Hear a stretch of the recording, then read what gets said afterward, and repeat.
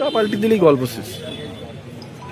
দেখুন, বাঁশকুড়া পশ্চিম বিধানসভার 169 নম্বর বুথে যেটা হরিনানচক যাওয়ার কথা ছিল, সেটা চুরি করে এখানে পিরাজকুড়া পিডব্লিউডি গ্রাউন্ডে নিয়ে এসেছিলো। যেখানে আমরা হাতে নাতে ধরে ফেলেছি।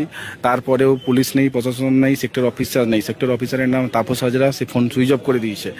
মানে এভাবে প্রত্যেকটা বিধানসভায় ইভিএম পাল্টানো হচ্ছে, যেগুলো আমাদের পক্ষে ট্রেস করা সম্ভব নয়। আমরা দুটো ট্রেস করেছি, আর বাদ বাকি আমাদের পক্ষে ট্রেস করাও সম্ভব হচ্ছে না। এভাবেই চুরি হয়ে যাচ্ছে, এভাবেই চুরি হয়ে যাচ্ছে। প্রত্যেকটা ইভিএম বক্স এভাবেই চুরি হয়ে যাচ্ছে, আমাদের হাতের বাইরে চলে যাচ্ছে। জানি না শেষ পর্যন্ত কি হবে। ইভিএম বক্স যাওয়ার কথা ছিল হরিনানচক, সে চলে এসছে বাঁশকুড়া পিডব্লিউডি মাঠে। তার সেক্টর অফিসারও নেই, কোনো পুলিশ প্রশাসনও নেই যখন আমরা এসে পৌঁছাই বাসে। যে এভাবেই চুরি হয়ে যাচ্ছে, কিভাবে পরিবর্তন হবে? 90% ভোটের পরেও এইভাবে মানুষের ভোটকে, গণদেবতার ভোটকে চুরি করছে তৃণমূলের গুন্ডারা।